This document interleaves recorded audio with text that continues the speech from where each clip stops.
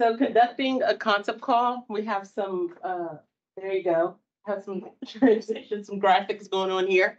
As Robert mentioned earlier, the concept call for a lot of PHAs is like the first time that a PHA gets an opportunity to interact with their transaction manager.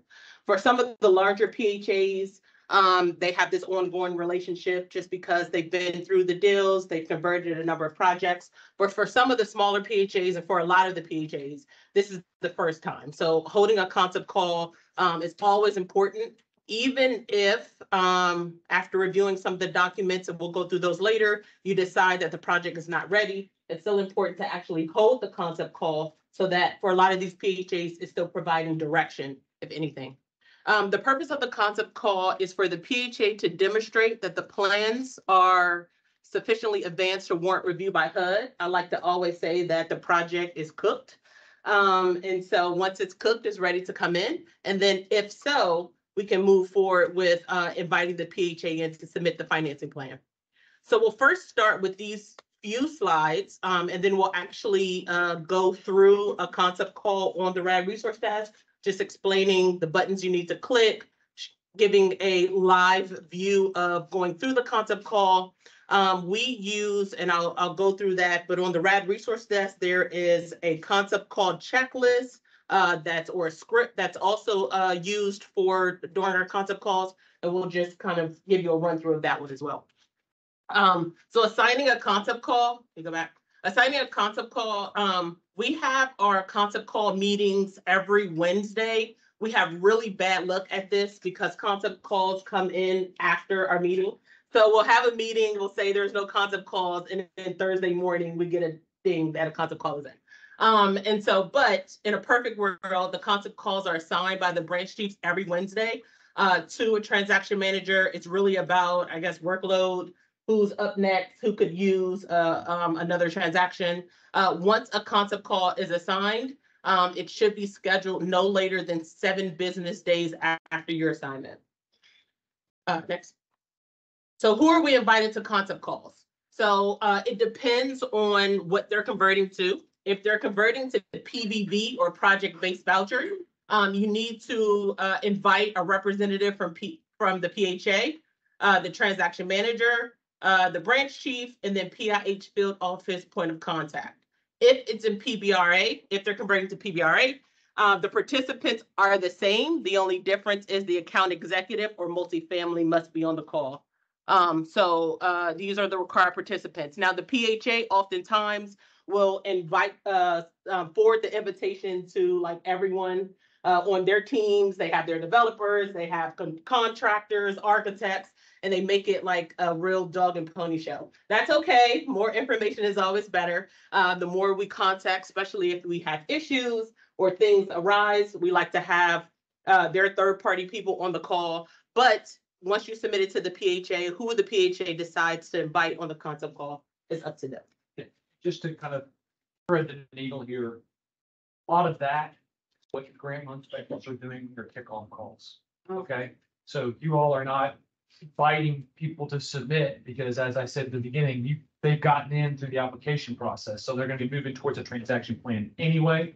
But introducing the parties, talking about what the transaction is going to cover, what you all are going to do, assigning roles, that sort of thing. That's going to be what you all are going to be doing. So as you're listening to Honorable present generally in the concept call, think about those pieces, okay? Because she's talking to kind of how she's going to invite a owner in to submit the financing plan. You guys are going to be just waiting for the financing plan. There's no invitation to submit, but a lot of the information that she's gathering is important for you guys. Okay. So, and I forgot to say at the beginning, Robert is my GRP interpreter. I am not first in the GRP program. I mean, I understand the concept, but not like all the steps. And so oftentimes Robert will step in and say, this is just how this also fits into GRP world. So we appreciate Robert for that. All right. So the required approvals and documents for the concept call. There are a number of approvals required prior to the concept call. So the RAD resource desk will actually reject a PHA from actually requesting the concept call if a number of these approvals are not received. The largest one and takes the most time is FHEO approval. So why this is important that these approvals are received prior to is because of timing, right?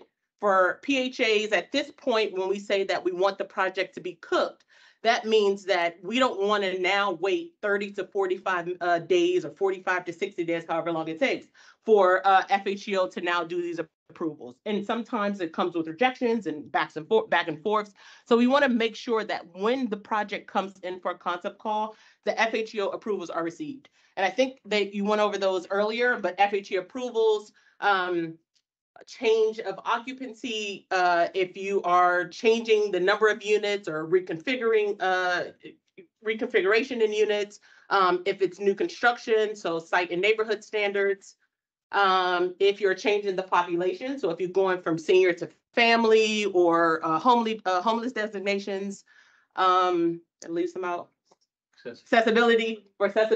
So for new construction, making sure that you are have the required number of accessible units in the property. All of those need to be reviewed and approved by FHEO before moving forward. Transfers of assistance. So transfer of assistance is when we're doing just that. We're taking assistance from one site and we're putting it to another location that needs to be approved. Site aggregation and scattered sites is when you have a property that has a number of units, smaller units that are not contiguous parcels. So it's considered a scattered site if it's not on contiguous parcels. And then for RAD Section 18 small PHA blends, that's one of our repositioning tools that I think Robert touched on earlier. For small PHA blends, the PIH field office needs to approve the blend prior to it coming to concept call. So these are a number of items that need to happen prior to it coming to concept call. And so once they request a concept call, there's only six documents that are required at concept call. Concept call is not, the purpose of it is not for it to be an in-depth review, right? It's really just to make sure that the PHA is at a point where it has connected the dots with all of the really not important, but the cost, not cost, time, the items that take the most time. So one, having a concept call checklist, which is a concept call checklist is essentially like an overview of the conversion itself. The DDA number, the disposition, Demo disposition account number. This number is received once the PHA submits their PIC removal application. That's after they get their CHAP. So it is a requirement after they get their CHAP. That is entered into the RAD resource desk. The conversion overview is the overview of it. The concept call checklist is what we'll go through later, which is on the RAD resource desk. It's a number of questions that we'll actually go through. That's the concept call checklist. It must be completed in its entirety. The ECNA tool and scope of work, Robert just spent an hour or so talking about the ECNA tool. So the ECNA tool must be uploaded to secure systems. And if it's new construction or any other exemptions of the ECNA tool, then they must upload their scope of work. Environmental review, I put an asterisk aside the environmental review. For Part 50s, it must be uploaded to their HERO system. And for Part 58s, they do not have to, they have to have started their responsible entity consultation, but they don't have to have it completed at concept call, but it must be submitted at financing plan. And then lastly, completed transaction log, which Robert went over this as well. This is the sources. This outlines all of the sources and all of the uses for the project. All of these documents need to be submitted at concept call, and this is what the transaction manager is reviewing. So here's the goals for the concept call. One, use the concept call checklist in the script. I've actually rolled mine up here, but we have a concept call script on the RAD resource desk. Super helpful. It goes through every nook and crannies. It gives all the directions for the concept call, who to invite, what to say, what not to say. All of those things are on the concept call script. And then the concept call checklist is what we'll go through, all walk through together, is a number of questions that the PHA will need to complete in its entirety, just to let us know what's going on with the transaction. Another one, communicate with the PHA. This is super important. Like I said, this is your first, for a lot of transactions, the first time that that a PHA has an opportunity to interact with their transaction manager. So a lot of times, even if you're not inviting them in to submit, you can provide a lot of direction simply on this call. It's important for transaction managers to understand the transaction. It's your deal.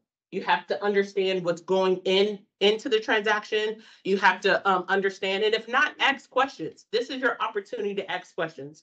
With the participant list that we have a number of people inside the deal who should know the deal in and out. So if you don't, this is your opportunity and your chance to ask questions. And then just going back to communicating with the PHA, a lot of times we may not be able to invite the transaction in at that time. It, I think, cuts down a lot of time and cost if you just walk through the PHA at the time to let them know it cannot be invited because you need to upload this document, you need to contact this person, you have an incomplete tool, you did not upload your environmental review, and it also cuts time down for you. So imagine having a transaction, it's in your list of transactions, you start to review and you realize I don't have everything I need to complete this deal. And so now you have to wait. Now it's a lot of back and forth. Now it's a lot of projects, as Robert knows, sitting on my pipeline report that I don't like, simply because the project was not cooked when it came in. So communicate, understand the transaction. If all of those things works out, then we can invite the PHA to submit their submission if it's satisfactory and it meets all program requirements. You complete this concept call card to generate an email to the PHA. That's important because it must be completed whether you invite it in or not. If you invite the project in, you will complete it and say that you're ready to invite. It'll generate an email to the PHA. If you decide not to invite it in because there's some deficiencies, you also complete the card and say that it's not ready to submit. It'll generate an email to the PHA. So this is an important piece, just to remind the green light specialists as well. This is very similar when we look at it together, very like green light. If you don't advance it along, then the property representative doesn't have an opportunity to do their work and bring it back to you. So similarly for transaction managers, if they don't complete the concept call checklist, the email doesn't go to the PHA knowing that they have something to do, and everyone sits around waiting, thinking someone else's fault in their court. So it's very important. The tools have to be used the way that they're designed. So I think that's exactly right. The other thing I wanted to say here is, Anna was 100% right. Very important to understand the transactions, and that goes across the board for grant loan specialists and for TMs. The kickoff calls or the concept calls, depending on which track you're on, that's where you can understand what's going on with your deal. You're not going to know all the details, right? But you're going to have a sense of what's happening there. Okay, even on the leading edge, what are they thinking about doing? Okay, comprehensive is be a different world, but elements for sure. The kickoff call, you knew what they were doing. Okay, what are they thinking about doing? Understanding, starting that relationship. For the RED for PHA side and the RED for multifamily side, this is really the first time they have an opportunity to start having that relationship. So it's the same. Both of these are relationship building basis. Okay. Sure. Now, just for a clarity question. Sure. On the closing. Sure. Who are the cooks, quote unquote, prior to, because I know that the concepts called the onset for the transaction manager. So who's cooking the deal prior to it getting into the transaction? Who's submitting the documents? Who's monitoring that process? The owner. So the owner, their consultant, whoever, the PHA in this world, you know, in the RED for PHA side and RED for multifamily side, they're the ones that own the process up into this stage. Okay, so there's nobody checking up on them, quote unquote. There are, we talked about it earlier about kind of revocation processes and extensions and that sort of thing. So that's built into the RED for PHA side. So they have a certain amount of time that they're expected to get things in. If they don't get it in time, they'll be, you know, they'll be dinged and then they'll have to request an extension. On the GRP side, same thing. There are timelines when they're supposed to meet things. If they don't meet it, they can ask for an extension. It hasn't mattered so much yet. It'll start mattering later. That's the way that works. So the difference, again, On the Radford PHA side and the Radford multifamily side, the owners and the consultants own the deal until concept call. On the GRP side, they come in. So there's no, but then it's more shared with the grant loan specialist at that time. Is that clear? It does. And so, and Nicole, back in the day, I like to say, we used to have readiness transaction managers where we would have someone who essentially held their hand and walked them through the process until they were ready to take off. How'd that work out? Yeah. And so because it didn't work out very well is why we leave the ownership in the hands of the consultant, the developer, in the PHA. And then when it's ready or close to being ready, then is why we have the concept call. I think that's why we still have some of the larger PHAs who've converted units for a number of years, is why they're always used to still having monthly meetings or they're assigned TM to walk them through the process. And so that's why that's still a thing, but it didn't work out. So that's why we are at this point. So then one more thing to note before we go to the transaction, to the RAD resource desk. One, after we invite, they have 60 days to submit their financing plan. And if a transaction manager does not invite a project in because it's not complete, then they do have to come in and request another concept call. So that's why it's important to close out kind of the concept call checklist the first time, so that when they do come back in and request a new concept call, we'll have kind of updated dates on the RAD resource desk. So now we're navigating the concept call checklist. So again, Robert went through in the RAD resource desk how to get to the concept call checklist.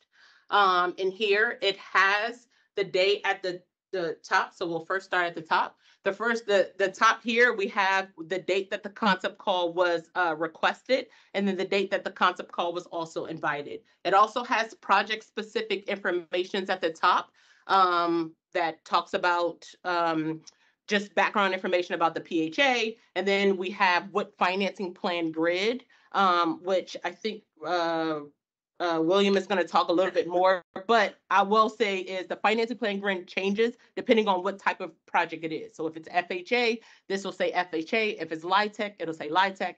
And if it's a note debt transaction, meaning they're not putting a new first mortgage on the transaction, then it'll say no debt.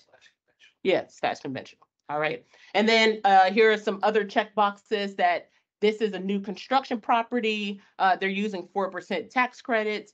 They are proposing to change in unit configuration. And so all of these things are selected. So just a little, as we go down here, a little background information about this project so that it all kind of makes sense. This project is Harrison Square. It's submitted by the Housing Authority of Gainesville. It is a new construction project where they are rebuilding 75 units adjacent to the site.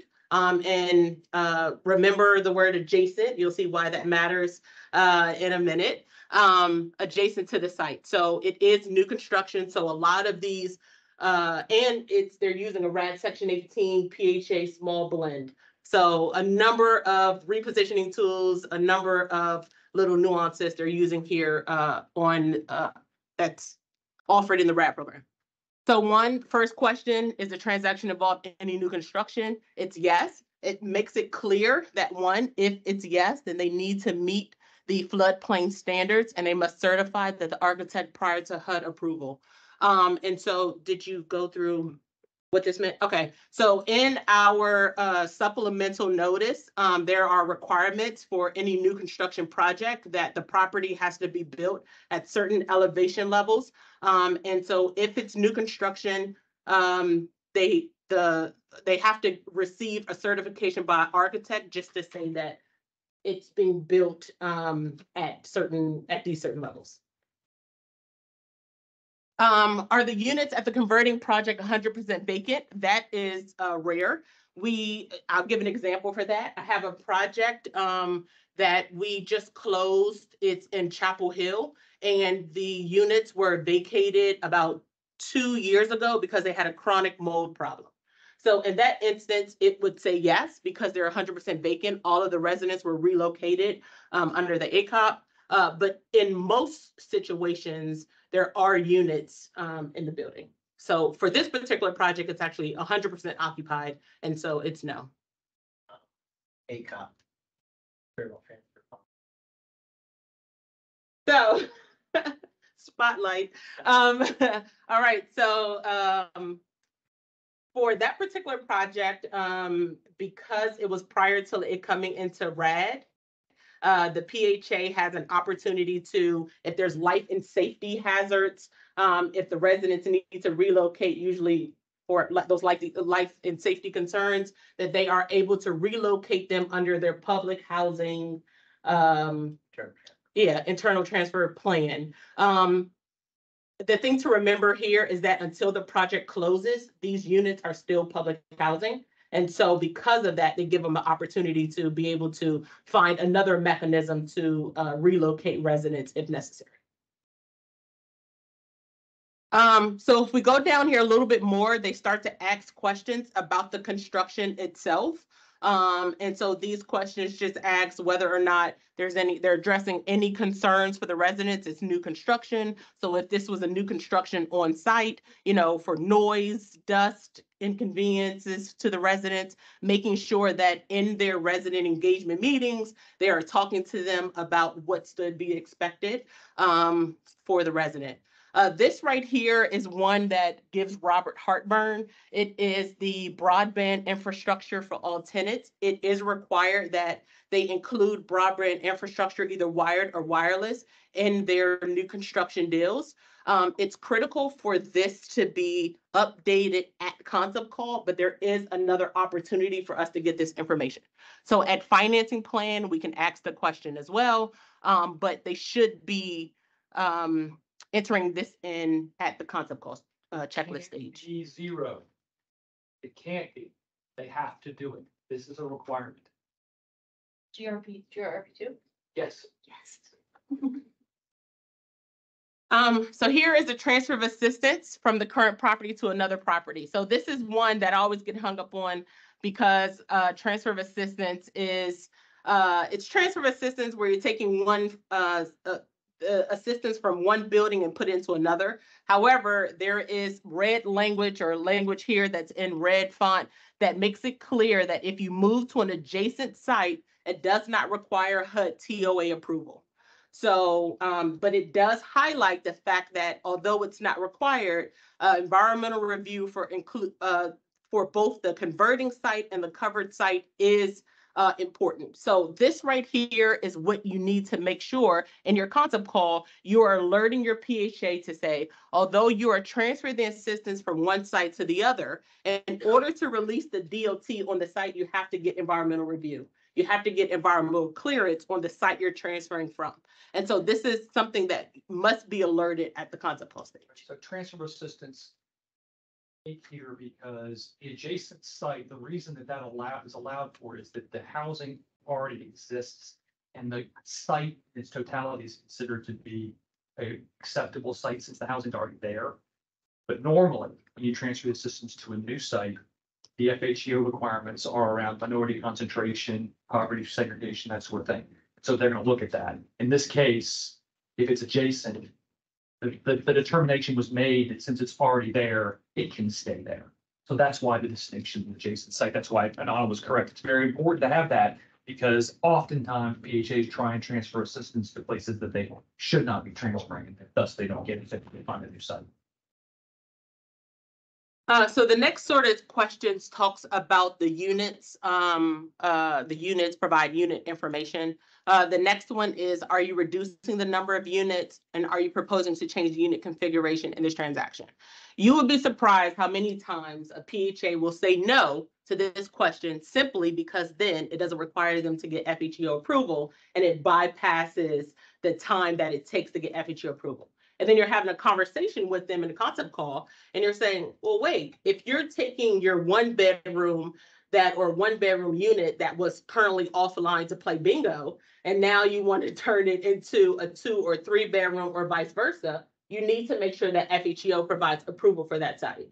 And a lot of times PHAs, it's like, oh, it's just we're doing 1 to 2, or we are taking a 2 bedroom and we're knocking down some walls because it's too small and they're making it 3. Either way, FHEO needs to make sure that they approve any unit configuration. So it highlights here that you cannot submit your financing plan until it has been completed and reviewed. Do you want to jump to FHEO card real quick?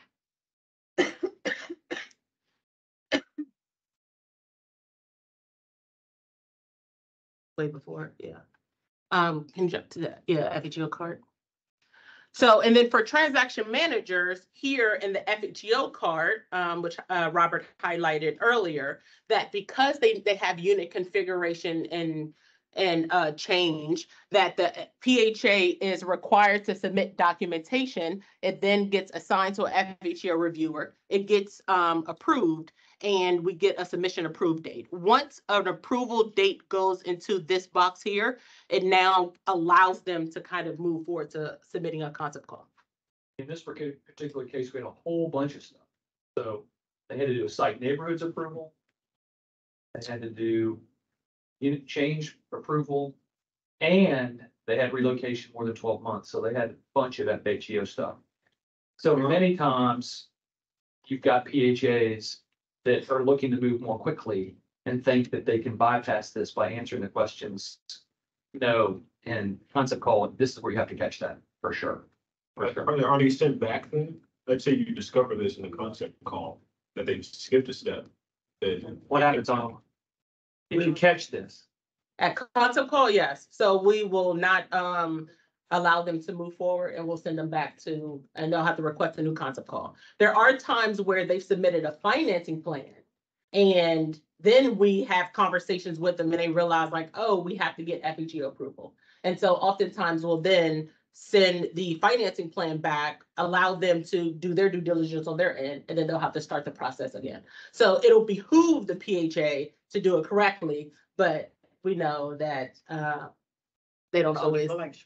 Yeah, they don't always do what they're supposed to do. Yeah, here's the spot where this happens. So here we have the outcome is invited to submit. So if they had not done what they needed, the outcome would have been not invited to submit. And you would have given reasons why in that box. And then the tool just sends an email back to them saying, yep, can't do this. You need to change the answer and do that. Okay. Can you confirm, Anawa, that even if, let's say they're doing like a reduction in units or a configuration change, even if it affects less than a de minimis number, FHEO still has to review? Yeah, so they do have to review, and even if it's, I think, Robert, if they are also doing 1-bedrooms, yeah, there is a like streamline review. It doesn't take as long, but they still have to upload the documents. And then it's usually for a lot of those instances, it's really just an approval button. So if what zeros and ones, FHEO is not going to work it out. And there's a big sort of answering questions that way. There's a flag that says no FHEO review not required.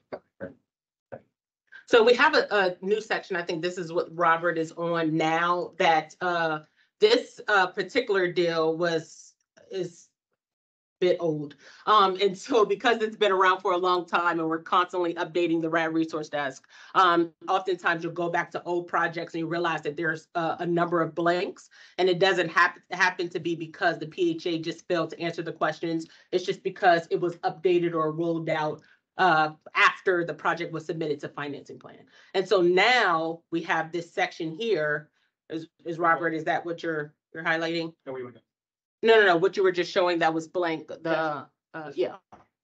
And so now, yeah, we have these sections here that if a project is incorporating reducing the number of units or reconfiguring them, there is an extra section that the PHA will now have to answer and certify to.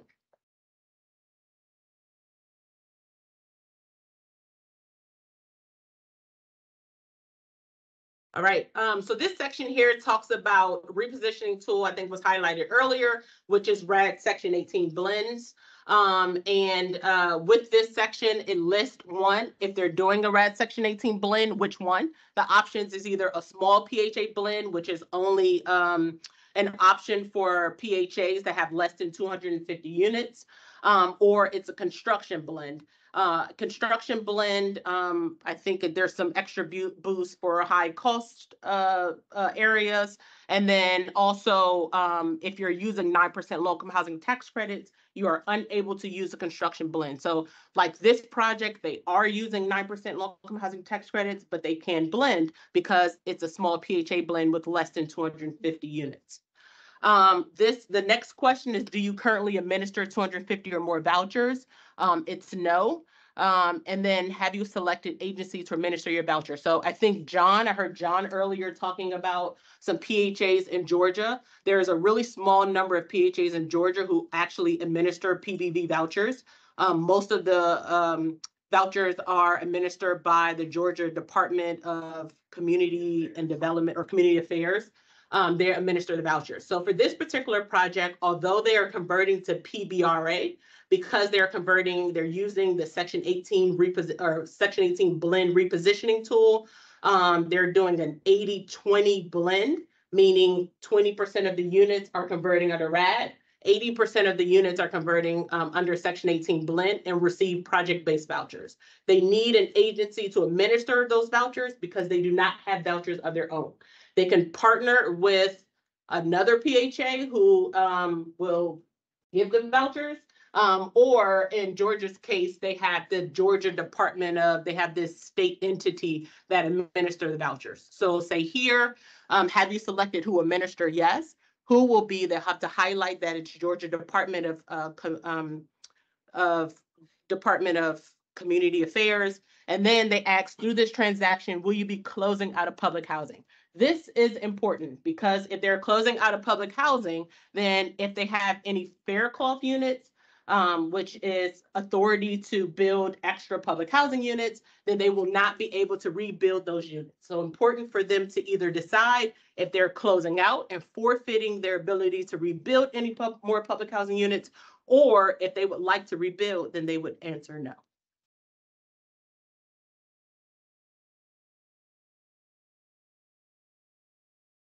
So if a project is, we have this page here, which is the public housing, the field office review page.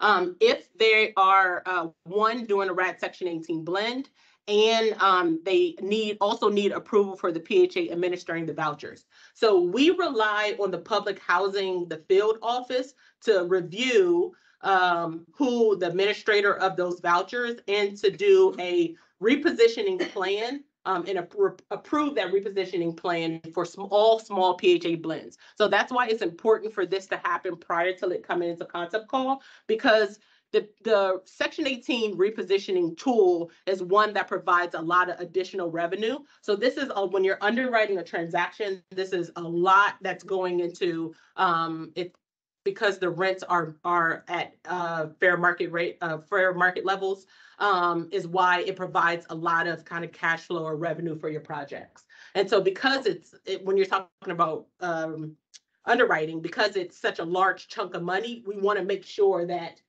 the review or the approval is provided prior to we even starting our underwriting. So that's why it's important for it to happen at concept call stage.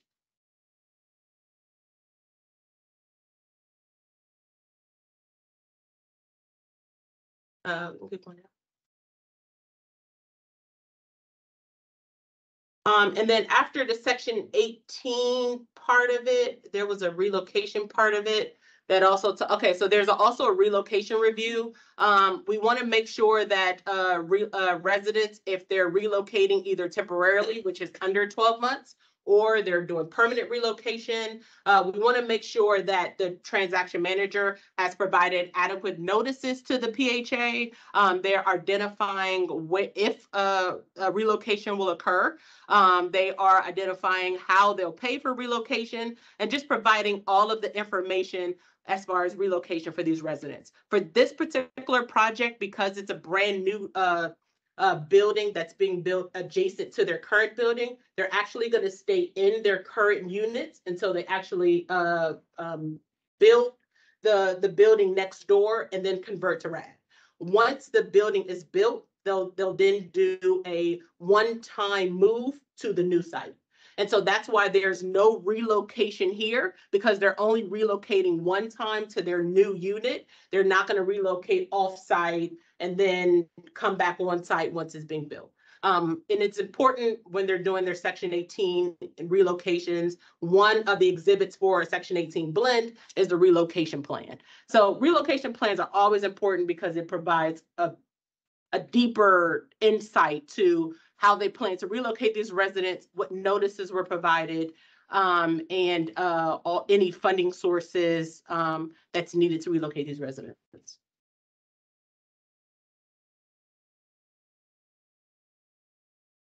And so this whole section here just talks more about relocation.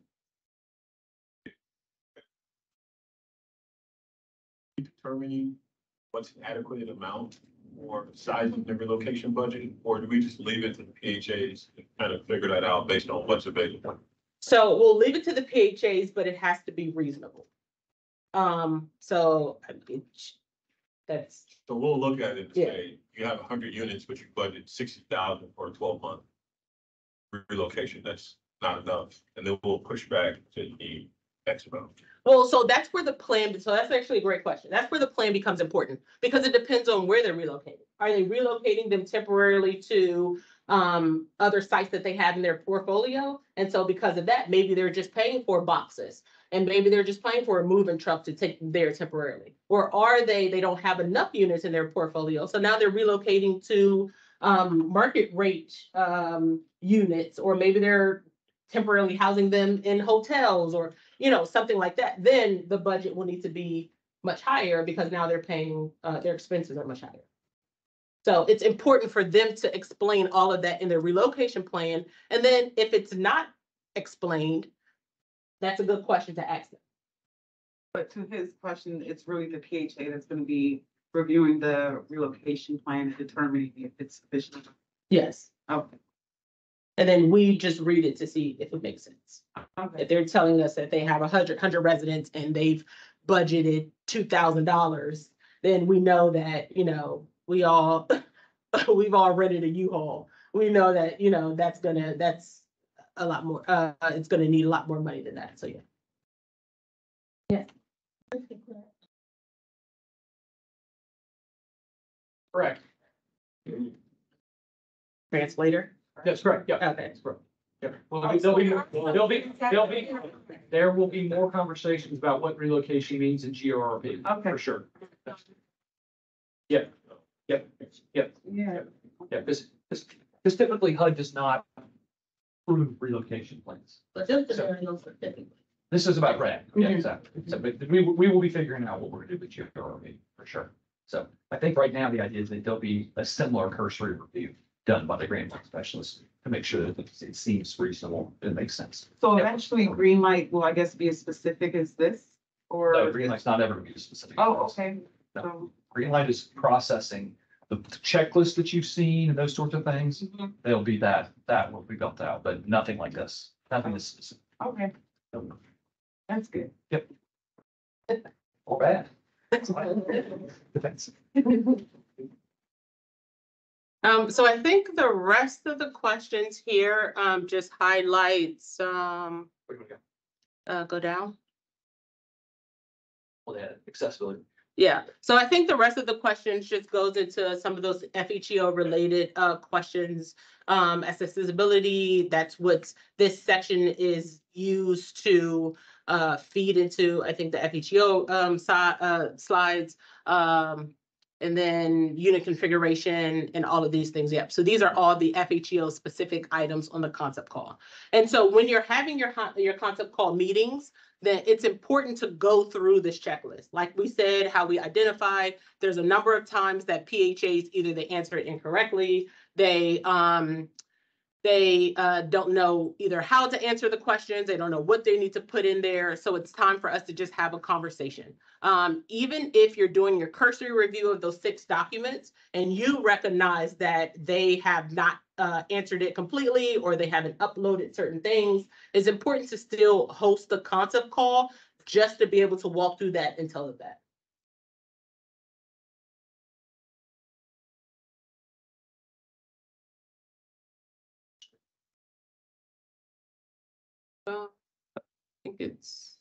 Right here, right here. Yeah, there it is. All right, so here's the concept call script that is uploaded to the RAD resource desk.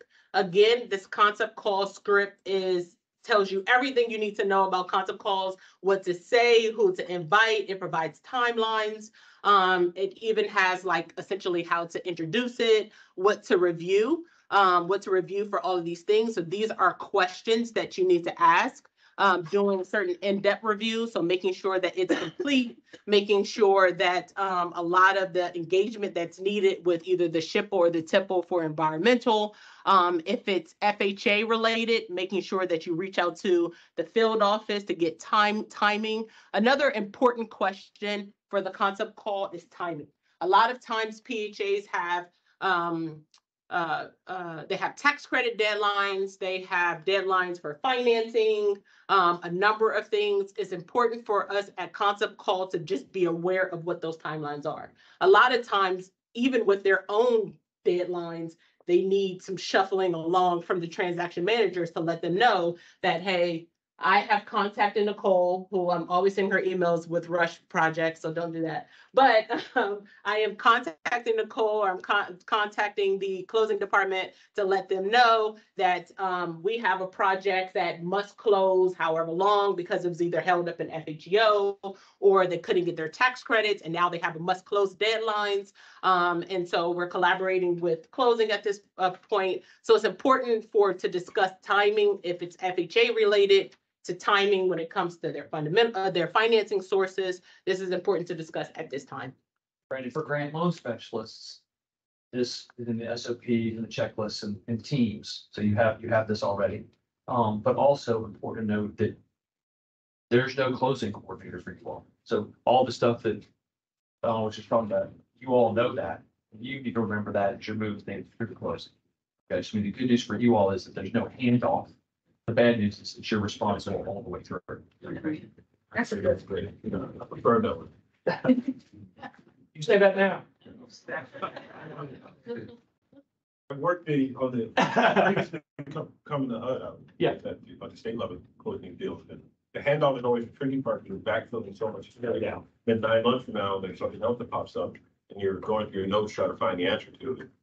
So just keeping everything siloed. You're right. Like, Right.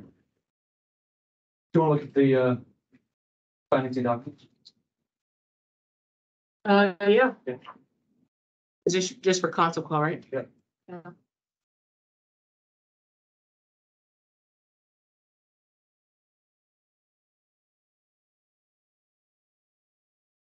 So like was mentioned at concept call, there's on the slides, there's only 6 documents that's needed. For this project, because it's at the financing plan stage, you'll see that a lot more documents were uploaded at this time.